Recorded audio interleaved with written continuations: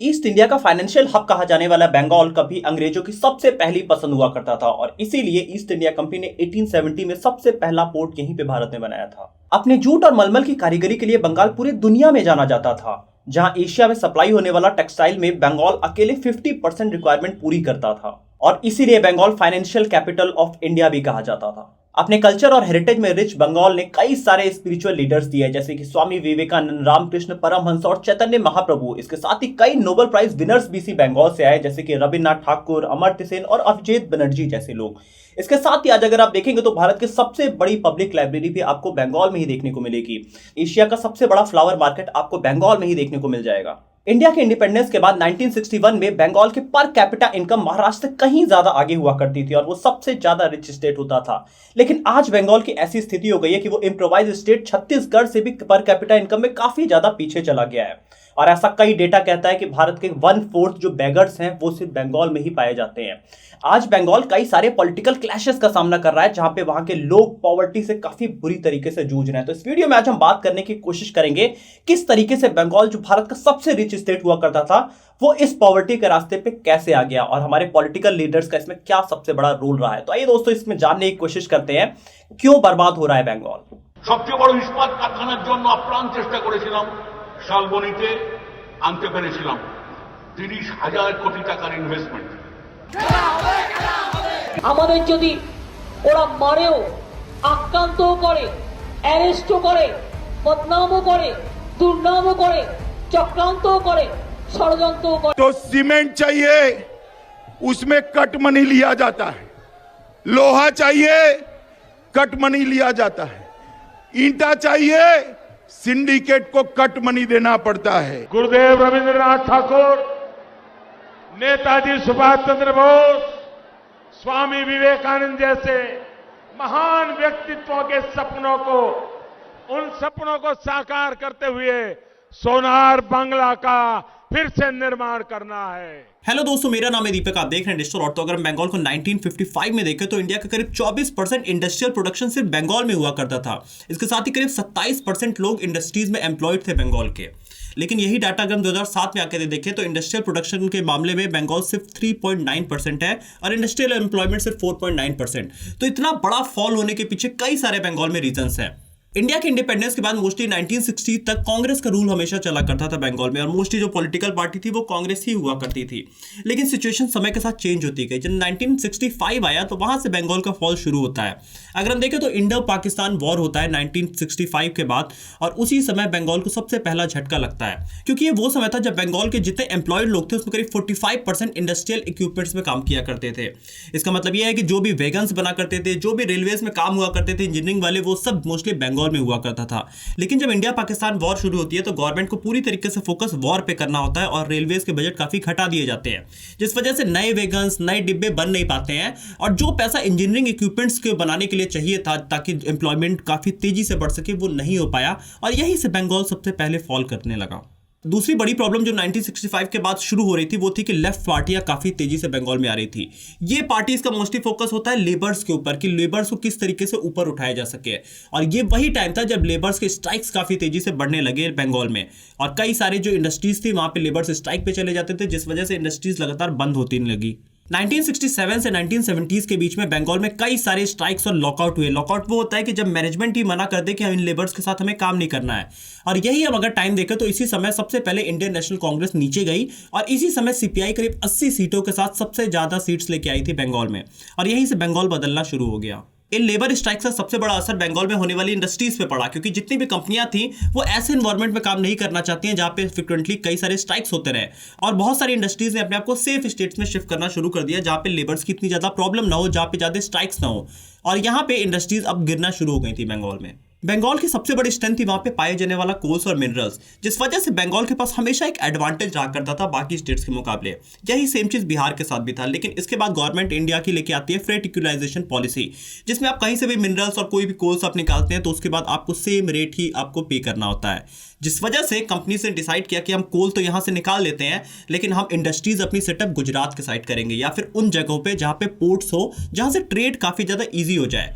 अब ये जो एडवांटेज बंगाल को मिलना था वो उनके पास से चला गया। यही सेम चीज बिहार के साथ भी हुआ कि कंपनीज वहां पे आती, वहां से कोल मिनरल्स निकालती और उसके बाद वो अपने उन स्टेट्स में जाके इंडस्ट्री सेटअप करती जहां पे पोर्ट्स होते, और ताकि वहां पे इजीली ट्रांसपोर्टेशन किया जा सके और कंपनीज इजीली वहां पे पैसे कमा सके। तो यहाँ पे जो जॉब की एक बड़ी अपॉर्चुनिटी बंगाल में बनाई जा सकती थी कि अगर इंडस्ट्रीज भी वहीं सेटअप होती, अगर ये फ्रेट इक्वलाइजेशन पॉलिसी नहीं लाई जाती, तो बंगाल में एक मास लेवल पे एक जॉब अपॉर्चुनिटी क्रिएट होती, जो कि नहीं हो पाई। बंगाल की लेफ्ट पार्टी एक लेबर सपोर्टिव गवर्नमेंट थी। ये मोस्टली फोकस किया करते थे स्मॉल स्केल इंडस्ट्रीज पे, ताकि ये लेबर्स को काफी तेजी से सपोर्ट कर सकें। इसीलिए अगर हम देखें तो 1989 में महाराष्ट्र से कहीं ज्यादा जॉब्स स्मॉल स्केल इंडस्ट्रीज में बंगाल प्रोवाइड कर रहा था, जिस वजह से छोटे जॉब्स तो काफी ज्यादा क्रिएट हुए। लेकिन किसी भी स्टेट के ग्रोथ के लिए सबसे इंपॉर्टेंट है बड़ी इंडस्ट्रीज, क्योंकि वहीं से बड़े वेल्थ क्रिएट होते हैं, वहीं से स्टेट्स को ज्यादा रेवेन्यू मिलता है, ज्यादा टैक्सेस मिलते हैं। अब यहाँ पे गवर्नमेंट ने कई सारे स्मॉल स्केल इंडस्ट्रीज को सेटअप किया, लेकिन वहां पे गवर्नमेंट को काफी हेल्प करनी पड़ती थी उनकी, और बदले में गवर्नमेंट को टैक्सेस काफी कम आया करते थे, जिस वजह से हम देखें तो समय के साथ बंगाल का टैक्स कलेक्शन काफी रिड्यूस होता गया। और बंगाल की जो गवर्नमेंट के पास पैसा होना चाहिए था इंफ्रास्ट्रक्चर डेवलप करने के लिए, वो नहीं कर पाई गवर्नमेंट। इसके बाद 1991 में इंडियन गवर्नमेंट लिबरलाइजेशन पॉलिसी लाती है, जिसके बाद फॉरेन कंपनीज को इंडिया में आने की परमिशन मिल जाती है और यहाँ पे कंपनीज आके compete करना शुरू करती है। और इसके बाद इंडिया की स्टेट्स भी अपनी तैयारियां करनी शुरू कर दी है, ताकि फॉरेन कंपनीज जब इंडिया आएंगी तो वो अपनी इंडस्ट्रीज उनके स्टेट में सेटअप करें, जिस वजह से नई हर स्टेट्स ने पॉलिसी लाना शुरू कर दिया बिजनेस के लिए। और यहाँ पे बंगाल गवर्नमेंट ने भी एक नई पॉलिसी लॉन्च किया, शिल्प बंधु, जिसमें एक सिंगल विंडो फैसिलिटी थी कि ताकि कोई भी कंपनी अगर आना चाहती है बंगाल में, अपने आप को सेटअप करना चाहती है, तो उसे ज्यादा क्वेश्चन नहीं पूछे जाएंगे, उसे इजीली बिजनेस सेटअप करने का मौका मिलेगा, ताकि कई सारे जॉब्स वहां पे क्रिएट हो सके। जिसके बाद कुछ कंपनीज बंगाल में आती हैं और समय के साथ अर्बन पॉवर्टी थोड़ी सी रिड्यूस होती है बंगाल में। अगर 1983 में वेस्ट बंगाल का पॉवर्टी देखें तो करीब 32% था अर्बन लेवल पे, वो 2004 में गिर के करीब 11.5% के आसपास आ गया। लेकिन यहां पे बंगाल में बड़ी ग्रोथ पॉसिबल नहीं हो पाई, जिसका सबसे बड़ा रीजन था गवर्नमेंट के पिछले 20 सालों में लिए गए स्टेप्स। क्योंकि अगर वहां पे देखें तो गवर्नमेंट ने अपने इंफ्रास्ट्रक्चर पे ध्यान नहीं दिया, उन्होंने स्मॉल स्केल इंडस्ट्रीज लगाने पे हमेशा फोकस किया था, जिस वजह से स्टेट के पास टैक्सेस नहीं आ पाए और स्टेट ने अपने आप को इंफ्रास्ट्रक्चरली ग्रो नहीं किया। अगर हम देखें तो 1971 में जो इंफ्रास्ट्रक्चर ग्रोथ रेट था वेस्ट बंगाल का, वो 10.72% था, वहीं 1997 में वो गिर के 9.1% हो गया, क्योंकि गवर्नमेंट के पास पैसे काफी कम थे, जिस वजह से वो इंफ्रास्ट्रक्चर बनाने वो पैसे नहीं लगा पाए। और यहाँ पे जो बड़ी कंपनीज आने की अपॉर्चुनिटी थी वो कभी बन ही नहीं पाई बंगाल में, क्योंकि वहां पे इंफ्रास्ट्रक्चर उस लेवल का कभी नहीं बना।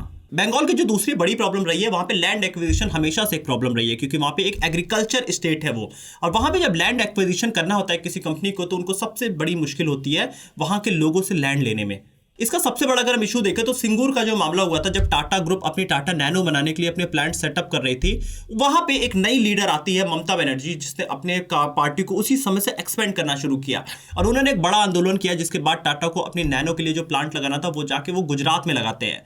तो यहाँ पे जो अपॉर्चुनिटी बंगाल में आनी थी वो पूरी तरीके से गुजरात के पास चली गई। अगर वहां पे टाटा का प्लांट सेटअप होता तो एक मास लेवल पे जॉब अपॉर्चुनिटी क्रिएट होती, लेकिन वहां पे जो लोकल लीडर्स हैं वो अपने पॉलिटिकल टसल्स में है ताकि वो पावर में आ पाए, और इसने काफी बड़ा एडवांटेज दिया ममता बनर्जी को, जिसके बाद 2011 में वो पॉलिटिक्स में सबसे बड़ी अचीवमेंट करते हुए वहां की सीएम बनती हैं। लेकिन ममता बनर्जी के पावर में आने के बाद भी बंगाल में कुछ खास बदला नहीं, क्योंकि अगर 2012 से 17 के बीच में देखें तो वेस्ट बंगाल का ग्रोथ रेट सिर्फ 5.5% था, वहीं इंडिया का एवरेज 7.1% है। इस लो ग्रोथ रेट के पीछे जो सबसे बड़ा रीजन है कि जब बंगाल में स्मॉल स्केल इंडस्ट्रीज सेटअप की गई थी, उसके बाद कैजुअल लेबर्स की संख्या काफी बढ़ गई। वहां पे इंडस्ट्रीज कभी ऑर्गेनाइज हो ही नहीं पाई, जितनी भी मैन्युफैक्चरिंग होती है वो पूरी तरीके से एक अनऑर्गेनाइज वे में हुआ करती है। अगर हम पूरे इंडिया में देखें तो वेस्ट बंगाल एक ऐसा जगह है जहां पे सबसे ज्यादा करीब 13.5% अनऑर्गेनाइज मैन्युफैक्चरिंग हुआ करती है। अब यहाँ पे कैजुअल लेबर्स की संख्या बंगाल में काफी ज्यादा है, क्योंकि उनको सुबह जाते हैं, उनको शाम को पैसा मिलता है और फिर वो घर आके अपना खर्च चलाते हैं, अगले दिन फिर वो उसी काम पे जाते हैं और वहां से पैसा लेके आते हैं। तो यहाँ पे कैजुअल लेबर्स की संख्या काफी ज्यादा है। बंगाल में सबसे बड़ी प्रॉब्लम वहां पे पॉवर्टी नहीं है, वहां पे लो इनकम वहां का सबसे बड़ा प्रॉब्लम है, क्योंकि लोग जॉब की अपॉर्चुनिटी तो किसी न किसी तरह बना ही चुके हैं। कोई छोटी मोटी मैन्युफैक्चरिंग प्लांट्स लगे हुए हैं जहां पे लोग जाके सुबह जाते हैं और शाम को काम करके आते हैं, लेकिन जो उनके वेजेस हैं वो काफी ज्यादा कम है। लोग अपने एक दिन की पूरी जिंदगी भी नहीं चला पाते हैं जो उनको डेली वेज मिला करता है। अगर हम शेयर ऑफ कैजुअल लेबर्स देखें तो बंगाल में सबसे ज्यादा इंडिया में करीब 33% है, वहीं इंडिया का एवरेज सिर्फ 25% है। तो बंगाल ने कभी अपने आप को ऑर्गेनाइज करने की कोशिश नहीं किया, जहां पे जो छोटी इंडस्ट्रीज थी उसको कभी बड़ा करने की कोशिश नहीं किया गया। वहां पे जो कैजुअल लेबर्स थे उनको ऑर्गेनाइज वे में कभी लगाया ही नहीं गया काम में। लेकिन यह बड़ा क्वेश्चन ये आता है कि जब इतनी सारी प्रॉब्लम्स है तो फिर गवर्नमेंट को लोग इतना ज्यादा सपोर्ट क्यों वहां पे किया करते हैं? तो इसके पीछे यहाँ पे पॉलिटिकल पार्टी से कई सारे स्ट्रेटेजीज हैं। यहाँ पे जो ममता गवर्नमेंट है टीएमसी की, उनको पता है कि जो हमारे मोस्टली जो वोटर्स हैं वो हमेशा विलेजेस में रहा करते हैं, और अगर हम उनको डायरेक्ट बेनिफिट किसी ना किसी तरह दे दिया करें तो हमें एग्जैक्टली वोट तुरंत मिल जाएंगे। इसीलिए आप बंगाल में कई सारी स्कीम्स देखेंगे, जैसे कि वहाँ पे कृषक बंधु स्कीम है जिसमें 5,000 हर साल वहाँ पे फार्मर्स को दिया जाता है। इसके साथ ही कर्म साथी प्रकल्प स्कीम है जहाँ पे फ्री इलेक्ट्रिसिटी गरीबों को दिया जाता है। इसके साथ ही वहाँ पे कन्या श्री योजना भी है जिसमें लड़कियों को 500 रुपये हर महीने दिया जाता है। इस तरीके की पॉलिसीज आपको हर स्टेट में भी दिखाई देंगी, जैसे कि आपको यूपी में देखेंगे तो फ्री में राशन मिला करता है। ये वोटर्स को लुभाने का एक सबसे अच्छा तरीका होता है कि उनको डायरेक्ट बेनिफिट दे दो, उनके हाथ में डायरेक्ट कोई चीज दे दो। जिस तरीके से आप दिल्ली गवर्नमेंट को भी देखेंगे तो अरविंद केजरीवाल गवर्नमेंट के इतने बड़े राइज का जो सबसे बड़ा रीजन है वो डायरेक्ट बेनिफिट दिया करते हैं, और यही बंगाल गवर्नमेंट को भी पता है कि लोगों को उतना बेनिफिट दे दो कि लोग आपको वोट देने के लिए रेडी हो जाएं और वो आगे आपसे सवाल ना करें। अब यहां पे जब लोगों को डायरेक्ट बेनिफिट मिला करता है तो वो कैजुअल लेबर्स की तरह काम करके भी वो खुश रहते हैं, और इसीलिए आप देखेंगे कि बंगाल में बड़ा डेवलपमेंट नहीं हो पा रहा है। हालांकि वहां पे कुछ चीजें काफी सही तरीके से ऑर्गेनाइज करके की गई है, जैसे कि वहां पे इन्फेंट मोर्टेलिटी रेट काफी ज्यादा कम है क्योंकि गवर्नमेंट ने वहां पे ध्यान दिया है। ड्रिंकिंग वाटर फैसिलिटीज पे काफी ध्यान दिया गया है, टॉयलेट्स काफी सारे गांवों तक बनाए गए हैं। तो यहाँ पे बंगाल ने कुछ चीजों में डेवलप किया, लेकिन जो ओवरऑल जो स्टेट का डेवलपमेंट होता है वहां पे बंगाल काफी ज्यादा पिछड़ गया है। टीएमसी गवर्नमेंट के अगर हम बजट को देखें तो उनका जो 85% बजट हुआ करता है वो मोस्टली एग्रीकल्चर और सोशल सेक्टर में जाया करता है, क्योंकि उनको पता है कि हमारा जो मेजर वोट बैंक है वो यहीं पे है। और यहाँ पे आपको एक बड़ा करप्शन भी देखेंगे कि जितने ज़्यादा लोगों को डायरेक्ट बेनिफिट पहुंचाए जाते हैं, अगर किसी को टॉयलेट बनाने के लिए 10,000 दिया जा रहा है तो वहाँ पे काफ़ी सारे कमीशन वहाँ पे वर्कर्स चार्ज कर लिया करते हैं।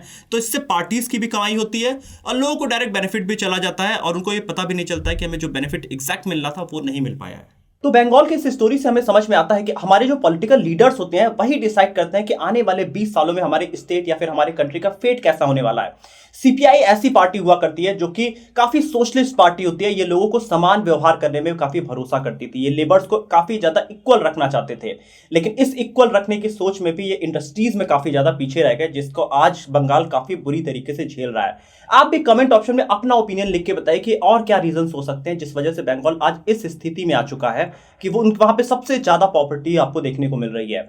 ऐसा ही एक वीडियो में हमने केरला के डेवलपमेंट के बारे में बात किया है, वहां पे पॉलिटिकल लीडर्स ने किस तरीके से एक बड़ा विजन रखते हुए केरला को 20-30 सालों में पूरी तरीके से चेंज कर दिया है। आप वो वीडियो भी जाके देख सकते हैं। वीडियो अच्छी लगी तो वीडियो को लाइक करिएगा, कमेंट ऑप्शन में अपना ओपिनियन जरूर दीजिएगा, और आप और किस स्टेट के बारे में जानना चाहते हैं आप जरूर कमेंट करके बताइए। वीडियो अच्छी लगी है तो लाइक करिएगा, चैनल को सब्सक्राइब करिएगा और बेल आइकन प्रेस करिएगा।